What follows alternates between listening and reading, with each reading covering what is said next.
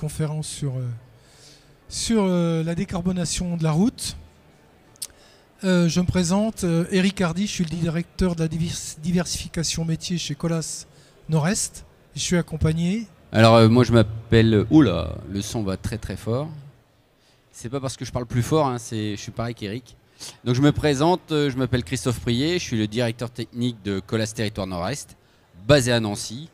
Et on va vous parler avec Eric aujourd'hui des produits bas carbone mis au point par le réseau de Colas en France et à l'international. Voilà, donc on va partir d'un constat qu'on connaît tous aujourd'hui.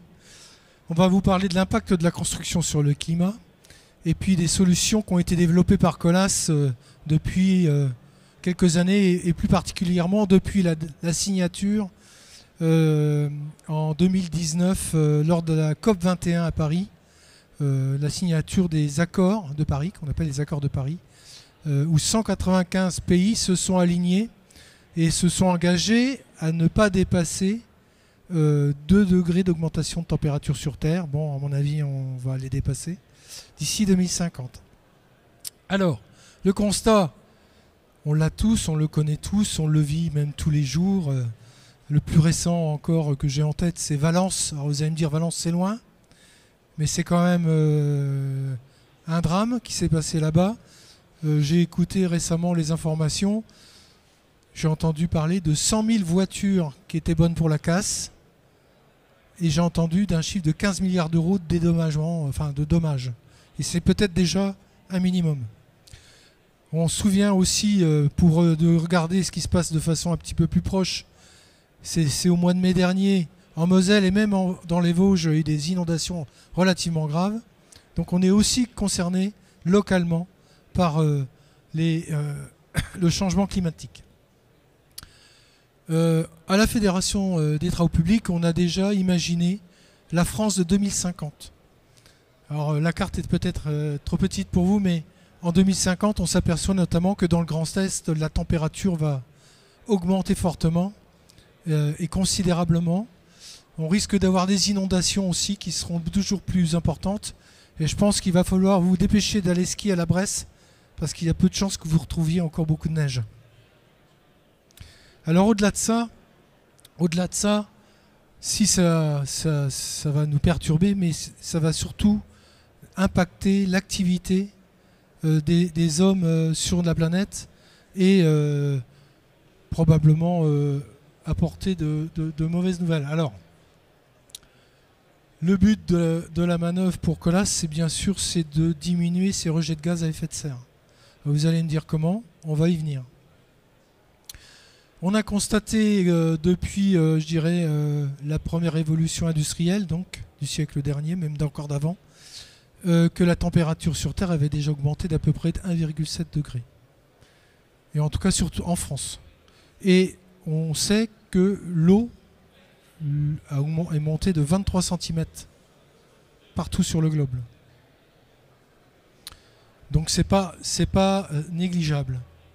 On se souvient l'année dernière des inondations qu'il y a eu dans le Haut-Domarois, vous savez, dans le Pas-de-Calais, où les pauvres gens là-haut, ils se sont pris 3 inondations d'affilée en quelques semaines. Et ça laisse des traces. Je pense que les élus locaux là-bas, ils sont extrêmement impactés, perturbés par ce qui s'est passé. Donc il est temps qu'on réagisse. Donc ça va affecter les sociétés humaines et l'économie, comme la santé, le tourisme ou l'agriculture, évidemment. Ça va sans dire. Donc, comme je vous le disais, la montée des eaux menace 5 millions d'habitants ou 850 000 emplois en France. C'est énorme. Il y a 10 millions de maisons qui sont concernées aussi par les phénomènes de retrait-gonflement. Et je pense que sur le sillon lorrain, il doit se passer des choses aussi là. Ah, donc ça, c'est directement lié à l'assèchement des sols. C'est ça. Parce que on parle de retrait-gonflement, on est sur des sols argileux sur de nombreuses régions en France. Et c'est cette variabilité d'état hydrique des sols qui fait que ça provoque des retraits, des gonflements des structures routières ou des couches de forme des bâtiments. Ce qui fait que ça génère derrière des fissurations sur les façades de maisons, dans les bâtiments, etc. Et ça, c'est lié justement aux variations de l'état hydrique des sols, d'où la gestion de l'eau qui est extrêmement importante à mettre en place au travers de la variabilité des conditions climatiques. Ne serait-ce que entre hier et aujourd'hui, on voit très bien qu'on peut avoir tout ou rien Oui. en termes de pluviométrie. Alors je ne sais pas s'il y a des élus parmi vous, mais en tous les cas de cause, on a entendu de ci, de là des maires qui n'arrivaient plus à être assurés pour les phénomènes climatiques violents. Et ça va commencer à poser un problème. Quel est l'impact de la construction sur le climat? On sait que la construction en France, je dis bien en France, elle génère à peu près 3%, vous allez me dire c'est faible, 3% des rejets de gaz à effet de serre. Ce qui est relativement faible par rapport, je dirais, au transport et je dirais tout ce qui est industriel, l'agriculture, la sylviculture et l'industrie d'énergie. Donc on a un faible impact malgré tout, mais malgré tout on a souhaité nous s'engager dans cette voie pour participer à l'ensemble aux travaux communs. Donc chez Colas on s'est engagé sur 8 sujets. Donc notre idée c'est de proposer des solutions qui répondent aux enjeux du développement durable des territoires, ça c'est le premier point. Le deuxième point c'est de mettre en œuvre une stratégie bas carbone et biodiversité pour contribuer au respect de la planète, et ça concerne aussi nos carrières parce qu'on dispose d'un nombre de carrières très important. C'est de promouvoir nos solutions d'économie circulaire pour préserver les ressources naturelles, de réduire les impacts de nos activités pour conforter leur acceptabilité. On sait très bien aujourd'hui qu'en ville, quand on commence à faire des travaux, ça devient tout de suite un drame. Donc on y travaille. Je ne vais pas vous lire les quatre engagements suivants parce qu'ils concernent moins, je dirais, l'environnement. On va passer tout de suite... Pardon ? Retourne à ça juste avant. Merci. Juste pour rappeler ce qu'est ACT. Un ACT, c'est un projet d'entreprise qui a été initié effectivement en 2020. Et comme vient de dire Eric, sur la partie gauche de l'écran, vous avez effectivement les engagements qui sont directement liés à l'impact que nous pouvons nous avoir sur la réduction des émissions de gaz à effet de serre. Donc vous voyez que en fait, c'est vraiment une volonté de l'entreprise au travers de la politique de l'entreprise, une véritable prise en compte de ces objectifs. Et c'est la raison pour laquelle on a été amené à développer 2 nouveaux produits que l'on va avoir le plaisir de vous présenter. Alors, un petit focus sur les engagements parce que c'est bien de passer à des choses concrètes. Alors, le premier pour nous, bien sûr, c'est de réduire nos émissions de gaz à effet de serre, nos rejets de gaz à effet de serre de 30% d'ici 2030. C'est demain, ça. C'est un engagement très fort. Par rapport à 2019 et d'atteindre la neutralité carbone en 2050. C'est un engagement aussi qui est très très fort.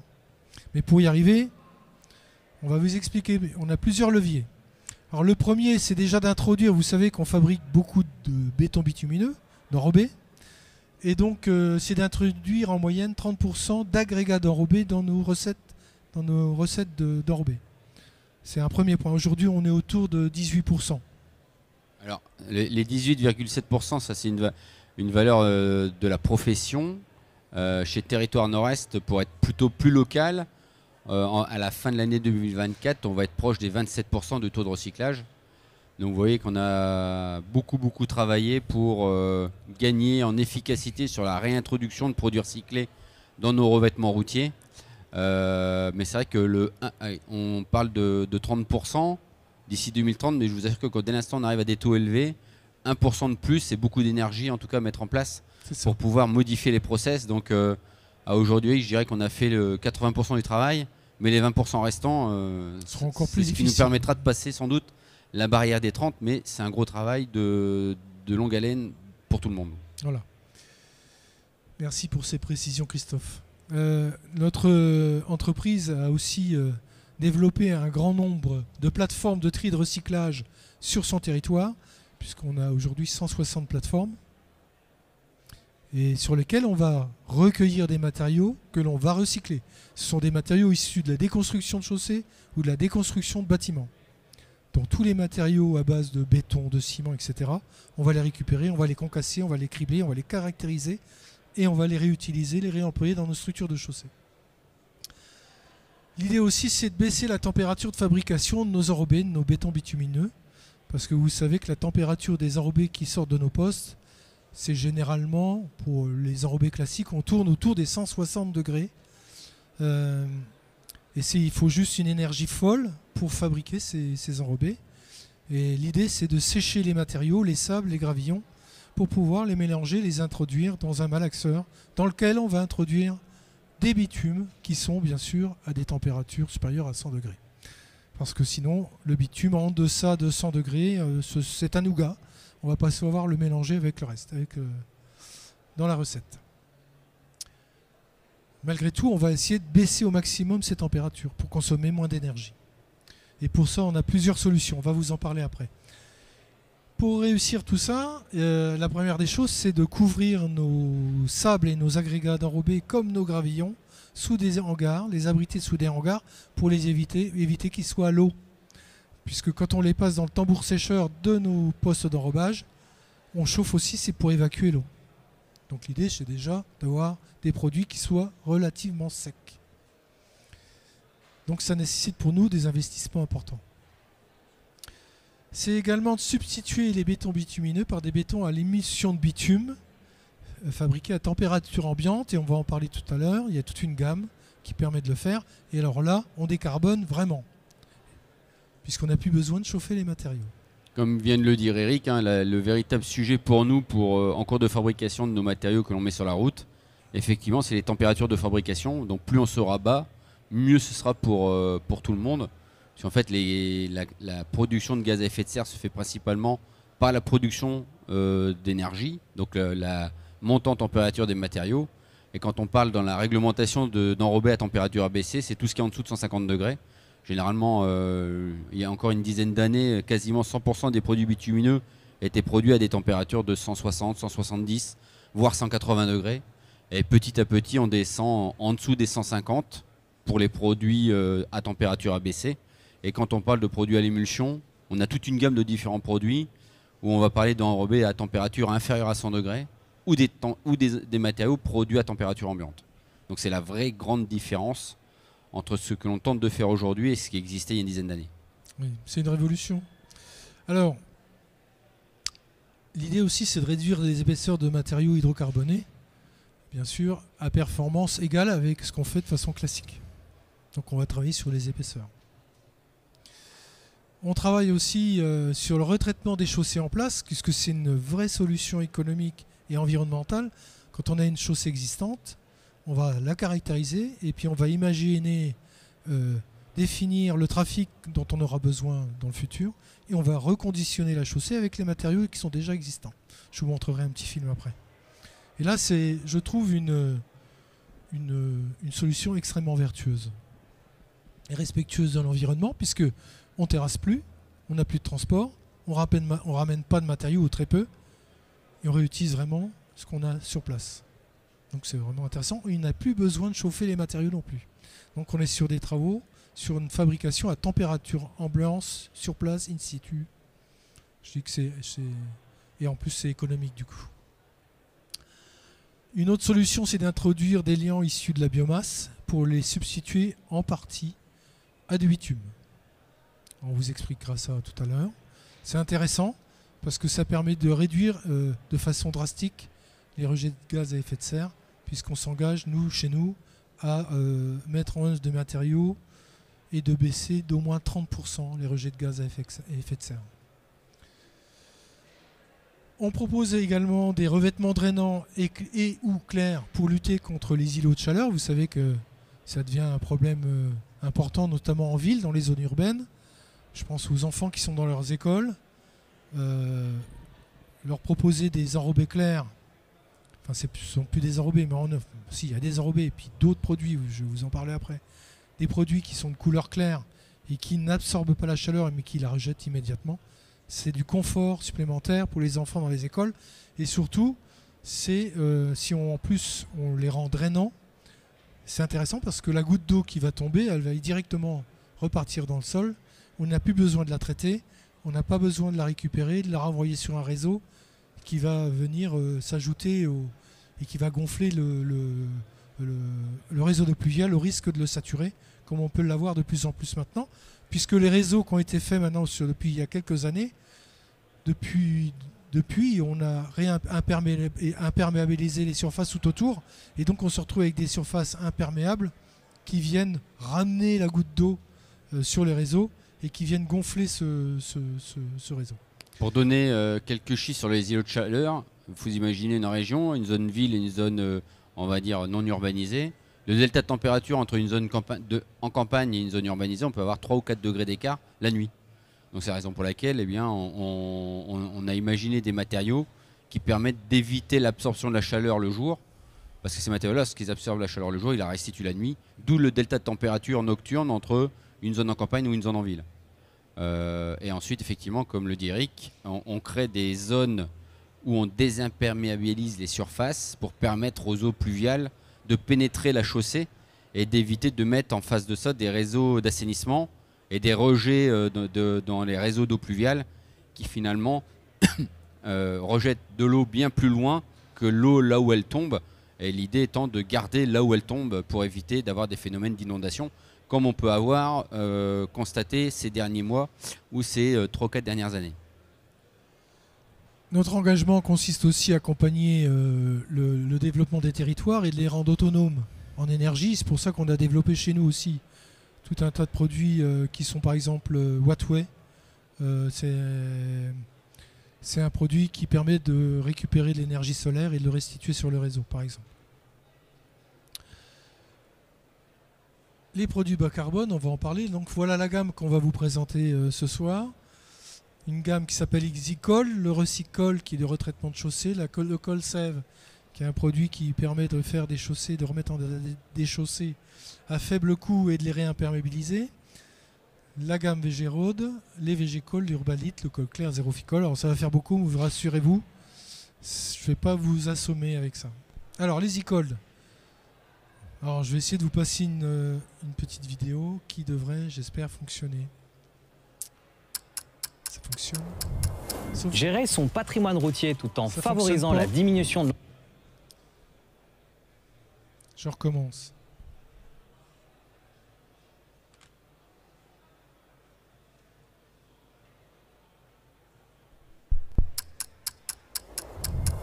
Gérer son patrimoine routier tout en favorisant la diminution de l'empreinte carbone. Tout un programme, non?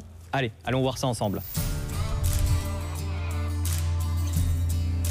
EasyCold est la gamme d'enrobés bas carbone à l'émulsion de bitume conçue spécialement pour l'entretien des chaussées. EasyCold est fabriqué à température ambiante ou fortement abaissée comparé aux enrobés traditionnels à chaud. Économie d'énergie, faible émission de gaz à effet de serre, absence d'émissions de fumée et contenant de matériaux recyclés, tout ça avec des performances d'usage comparables aux enrobés à chaud. Alors franchement, que demander de plus?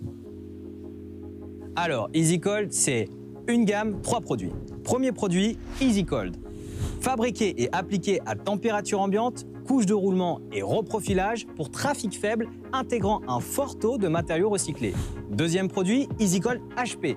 Fabriqué et appliqué entre 85 et 100 degrés, monté en cohésion accélérée, en couche d'assises et de roulement pour un trafic soutenu intégrant un très fort taux de matériaux recyclés. Enfin, troisième produit, EasyCold Air+, fabriqué et appliqué à température ambiante, en couche d'assises, de liaison ou en reprofilage jusqu'à 100% de matériaux recyclés. Vous l'avez compris, que ce soit en revêtement de surface, en reprofilage ou en renforcement de structure, la gamme EasyCold saura répondre à tous vos besoins, y compris pour des trafics soutenus. Alors ce que je vous propose, c'est qu'ensemble on regarde de façon un petit peu plus précise ces produits-là. Hop là, bien sûr, il me l'envoie 2 fois. Si, c'est bon. On va vous parler de l'EasyCold d'assises et de reprofilage. Alors c'est un produit qui est tout à fait adapté. Alors là, on décarbone énormément puisqu'on va décarboner de 20 kg de CO2 par tonne de matériaux fabriqués. Donc c'est assez intéressant puisqu'en fait, ce sont des produits qui sont fabriqués à température ambiante. Donc on ne chauffe rien du tout. Alors, je ne sais pas si vous êtes technicien, mais on est sur des trafics faibles, T4, T5, qui représentent à peu près 70% des routes en France. La température, oui, je vous l'ai dit, température, on peut utiliser un fort taux d'agrégats d'enrobés dans ces fabrications, dans ces recettes. Donc c'est très intéressant puisqu'on ne va pas aller chercher des matériaux nobles dans les carrières. on récupère un peu de liant autour des matériaux qu'on aura fraisés, donc on n'a pas besoin de remettre autant de liant qu'avant. Donc la remise en service, elle est immédiate et il y a un temps de mûrissement d'à peu près 3 semaines, puisque quand on fait des émulsions, il faut attendre que l'eau sorte, s'évacue. C'est intéressant parce qu'on peut reprofiler des chaussées qui sont très déformées, et ça on le voit beaucoup en campagne. C'est un produit qui peut se mettre en œuvre d'avril à octobre en gros, et sur des épaisseurs de 8 cm, de 2 à 8 cm, voire 10 ponctuellement. C'est recyclable quasiment à l'infini. Et surtout, ce qu'il faut retenir, c'est qu'on a des performances qui sont équivalentes à des graves bitumes. Je ne sais pas si vous êtes technicien. Voilà. Donc, je passe. Le deuxième EasyCold, mais cette fois-ci de roulement. On est toujours sur la même gamme de trafic. On est toujours sur la même méthode de fabrication. On est toujours sur la même décarbonation. Et on peut également remettre en service immédiatement les matériaux, la route, pardon. Ça permet de reprofiler les chaussées aussi. La mise en œuvre, elle est sur les mêmes périodes de l'année, parce qu'on ne peut pas faire ça quand il pleut et quand il fait trop froid. Et idéalement, il ne faut pas qu'il pleuve, parce que quand on met en œuvre des matériaux à base d'émulsion de bitume, bien sûr, c'est de l'eau mélangée à du bitume. Et s'il pleut dessus, ça va laver le matériau en surface. Donc les performances sont comparables à des enrobés à chaud. Et c'est là où ça devient intéressant, c'est qu'on est capable de répondre à 70% du trafic. Un produit qui s'appelle Compoma Kervé. Là, on est sur des enrobés qui sont plus performants en termes de trafic, puisqu'on va jusqu'à 100 poids lourds jour. Donc on monte en gamme. On attaque déjà les petites routes départementales. C'est une fabrication particulière, puisque là on est obligé d'utiliser un bitume, et donc on est obligé de chauffer les matériaux. Donc on va décarboner de l'ordre de 5 kg de CO2 par tonne. Bon, ça reste un peu à la marge, mais c'est un produit intéressant, puisqu'on peut le mettre en œuvre toute l'année. La sécurité, on va pouvoir reprofiler un tout petit peu les chaussées en travers. C'est recyclable à l'infini, on a des performances équivalentes à des enrobés à chaud. La gamme EasyCold HP, là je vais laisser Christophe en parler parce que c'est un peu pas son bébé, mais... Merci Eric. Enfin, ce qu'il faut aussi retenir, c'est que la gamme des EasyCold de chez Colas, c'est toute une gamme d'enrobés qui est fabriquée en dessous de 100 degrés. Voilà. Vous avez la gamme des enrobés classiques, c'est au-dessus de 100. La gamme des enrobés type EasyCold, c'est en dessous de 100 degrés. Donc il y a vraiment une barrière importante sur l'aspect dépense énergétique. Et effectivement, on a tenté de créer des produits qui pouvaient répondre aux mêmes objectifs que les enrobés à chaud. Et là, celui-là, il en fait partie.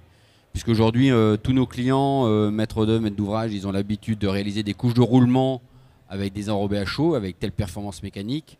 Et la particularité de cet EasyCold HP, c'est un produit à l'émulsion, fabriqué en dessus de 100, mais qui a les mêmes performances mécaniques qu'un enrobé à chaud.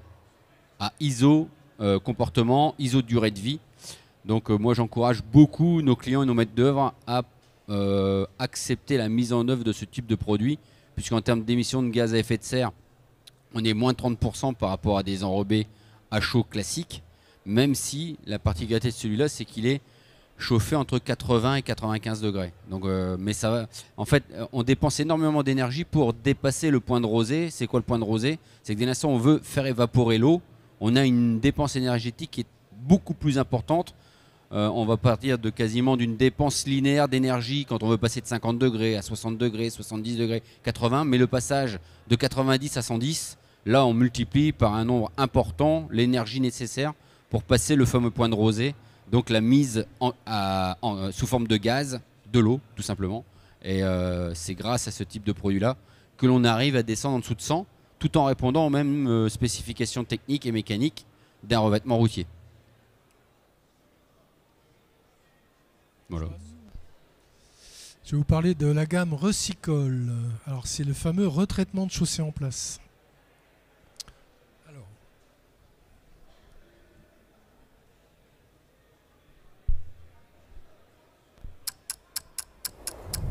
Le recyclage. Saviez-vous qu'on pouvait recycler des chaussées comme on recycle du verre, des métaux ou d'autres matériaux? Non? Allez, suivez-moi. Bon, voici la recette. Prenez une route abîmée, dégradée ou en fin de vie. Rabotez-la. Ajoutez un liant au choix. Attention, pas n'importe quoi. Après analyse et étude des matériaux en place, définition des objectifs et des performances visées. Différents choix se présentent. Émulsion de bitume, ciment ou liant hydraulique, liant mixte ou mousse de bitume. Malaxé, homogénéisé, mettez en œuvre, puis compactez. Voilà, c'est ça le recyclage. Une fois que tout est en place, Recycol, ça ressemble à ça. L'ensemble de ces opérations est réalisé avec un équipement spécifique, tout en un, sur place, des couches profondes aux couches de surface jusqu'à de très forts trafics. Les avantages, moins de trafic de chantier, préservation des ressources non renouvelables, économie d'énergie. Avec Recycol, c'est une seconde vie en place pour les chaussées.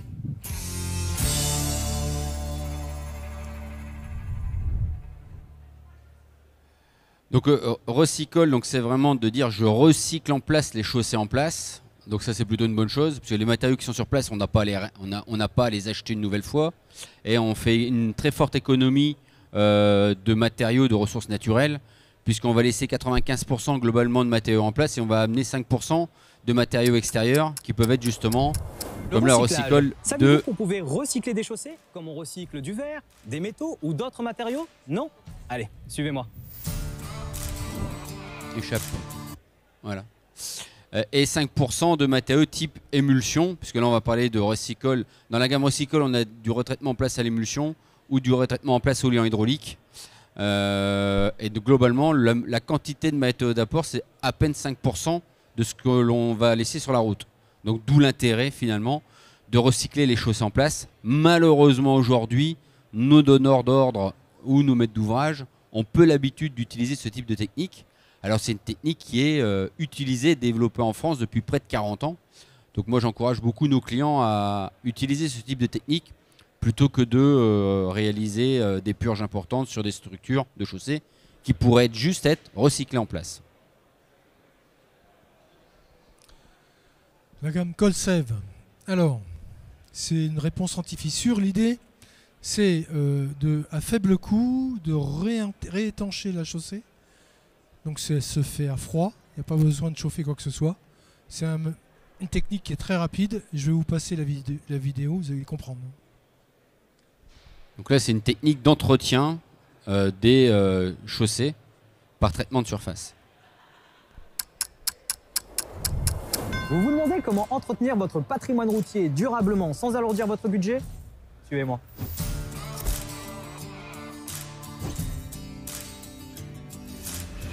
Pour redonner une nouvelle vie aux chaussées fortement fissurées, le groupe Colas vous propose sa gamme de solutions Colsafe.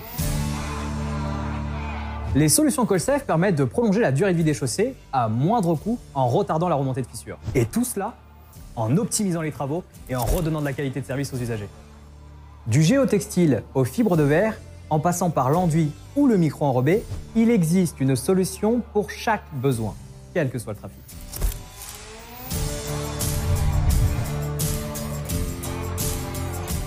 Vous l'avez compris, Colsave aura forcément la solution adaptée à vos besoins et votre budget.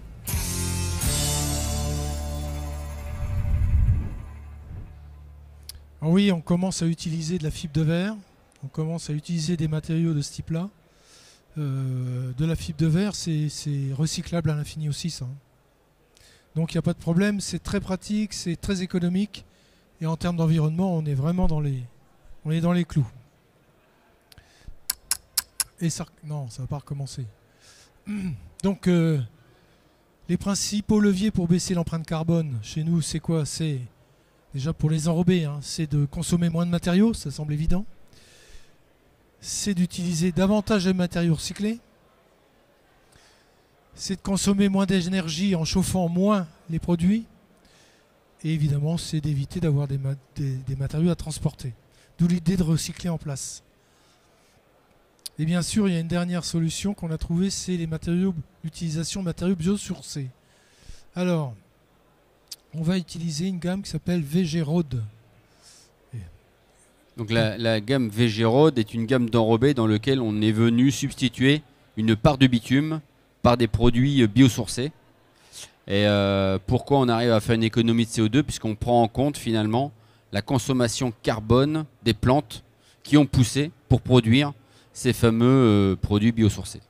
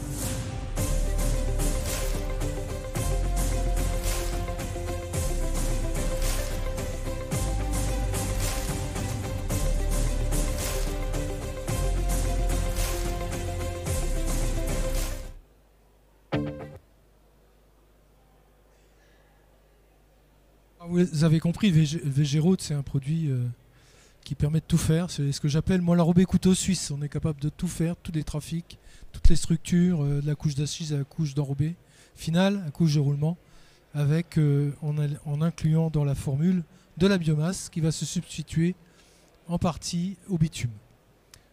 Et pour les mêmes performances. C'est là que c'est intéressant. Alors, on a démarré en 2022, mais aujourd'hui, on est en 2024.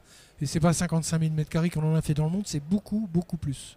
C'est un produit qui est en train de se développer de façon importante. Voilà pour la biomasse. On va vous parler aussi de VG-Col. Donc c'est un enrobé à base de liant encore biosourcé. Et cette fois-ci, vous voyez qu'on voit la couleur, hein, c'est une espèce d'orange. Je ne sais pas dire la couleur vraiment. Donc, on va rentrer dans l'esthétique. Ouais, donc la VG-Col, c'est pas du tout un revêtement structurant, ni à utiliser pour des trophies de poids lourds, quoique. Mais la destination de ce type de revêtement, c'est vraiment de réaliser des voies douces type pistes cyclables, chemins piétonniers, aménagement urbain, etc., etc. Mais essentiellement destiné au passage, on va appeler de voies douces, vélo, piéton, roller, trottinette électrique, etc. Voire parking VL. Et la particularité de ce liant, comme l'a dit Eric, c'est un liant majoritairement produit à base de matériaux biosourcés que Colas a mis au point depuis très longtemps. Mais je dirais qu'il y a eu plusieurs variantes de formulation, puisqu'on a eu quelques difficultés il y a une dizaine d'années sur des revêtements qui se comportaient pas exactement comme on le souhaitait.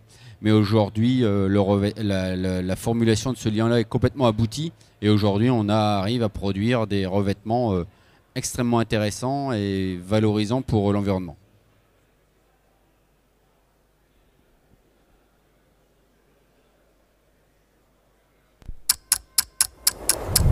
Vous connaissez VG-Col? Non? Allez, allons découvrir ensemble cet enrobé à base d'un liant d'origine végétale mis au point par le campus scientifique et technique du groupe Colas.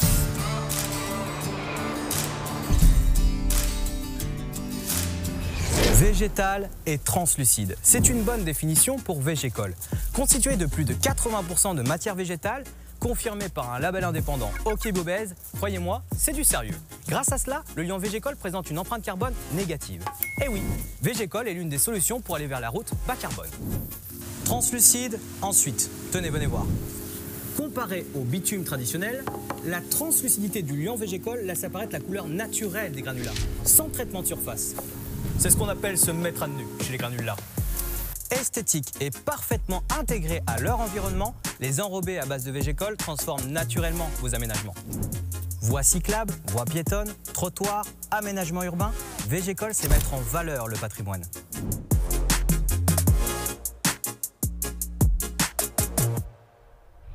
Vous l'avez compris, soyons acteurs de la transition et contribuons ensemble à embellir nos territoires.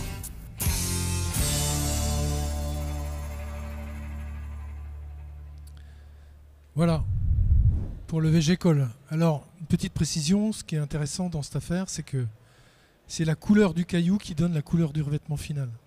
Puisqu'on utilise, vous avez vu, des liants qui sont pas translucides, hein, mais couleur miel, on va dire. Donc c'est intéressant pour ça. Et je trouve que c'est nos architectes des bâtiments de France ou les architectes tout court s'intéressent fortement à ces produits. Hop là. L'urbalite. L'urbalite, oui, allez-y.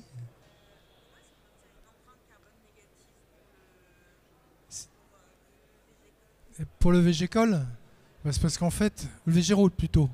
Non, le Végécol. Le Végécol, bah, c'est parce qu'on la question c'était pourquoi?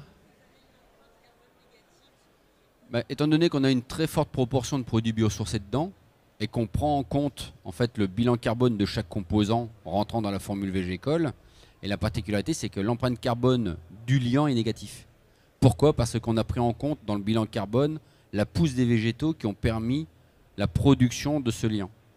Donc en fait, imaginons une plante consomme, je ne sais pas, au bout d'un an 100 kg de CO2 par kilo de plante, si je puis dire, et que la production même du liant ne consomme que 20 kg, le delta fait moins 80 en bilan carbone pour le liant produit dans la formulation. Et c'est comme ça qu'on arrive à avoir un bilan carbone négatif du produit élaboré. Voilà.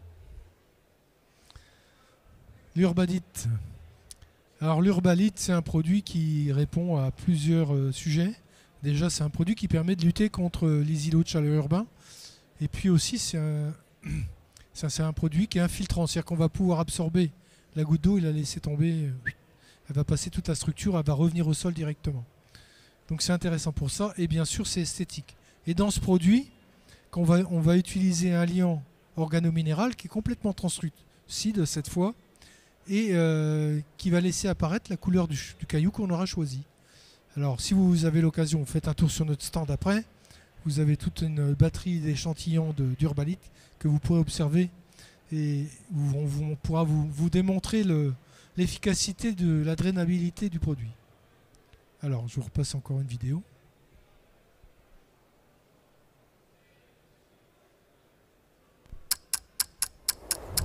Urbalite. Il s'agit d'un revêtement esthétique d'aspect naturel issu du mélange à froid entre des granulats et un liant organo-minéral innovant. Ce liant translucide permet de conserver la teinte et l'aspect brut des granulats. La lisibilité de l'ouvrage est ainsi garantie.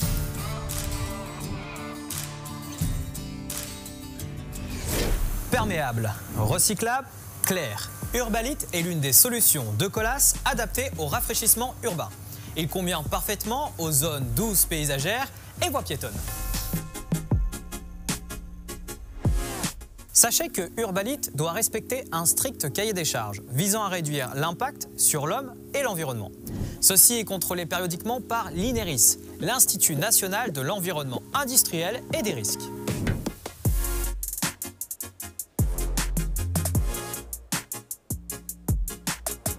Bref, vous l'avez compris, avec ça, la faune, la flore, les zones d'intérêt écologique, mais aussi les zones Natura 2000 vont pouvoir se parer d'un chouette revêtement.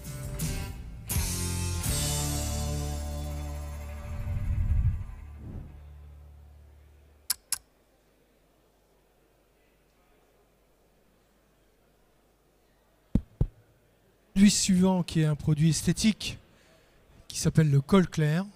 Alors là, on va utiliser pareil L'idée, c'est d'utiliser la couleur du caillou. Je vais vous montrer.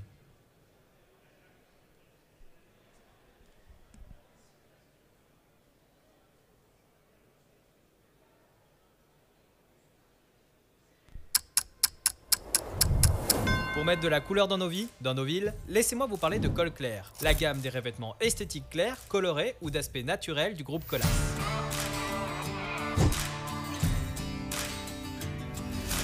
Avec des performances techniques équivalentes à celles de revêtements au lion classique, Col Clair vous permet d'améliorer les couleurs de vos aménagements et ainsi d'améliorer la sécurité et d'embellir les sites. Bon, c'est bien gentil tout ça, mais Col Clair, c'est pour quel usage? Mobilité partagée, parking, piste cyclable, voie de bus, entrée d'agglomération, tunnel, allée de parc, espace public? Avec Col Clair, c'est nos limites. En enrobé chaud, tiède ou froid, en enduit superficiel, en enrobé coulé à froid, c'est vous qui décidez. Bon, résumons. Pour l'esthétique de vos sites urbains ou de vos espaces verts, choisissez la couleur en optant pour Col Clair.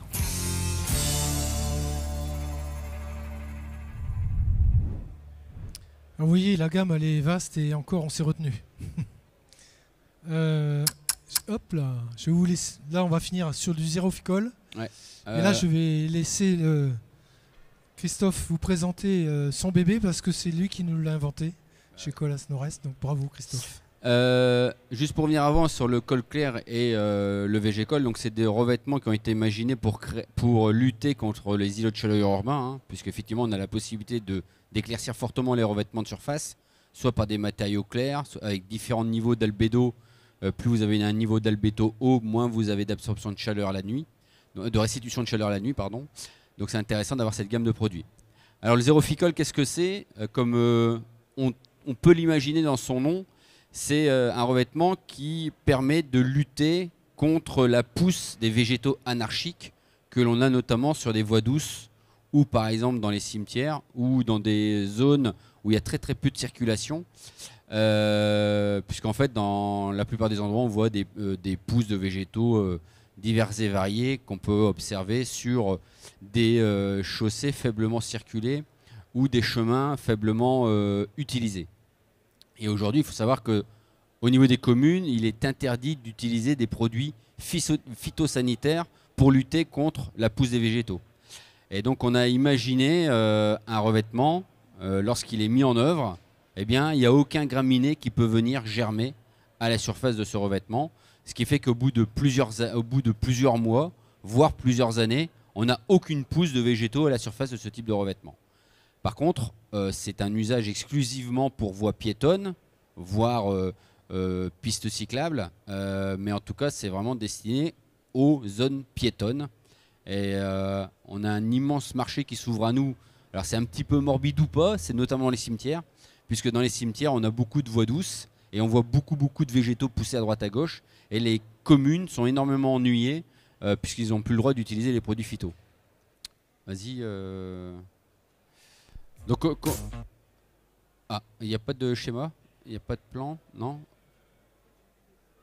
Ouais, bah si tu as une petite vidéo, on va la lancer.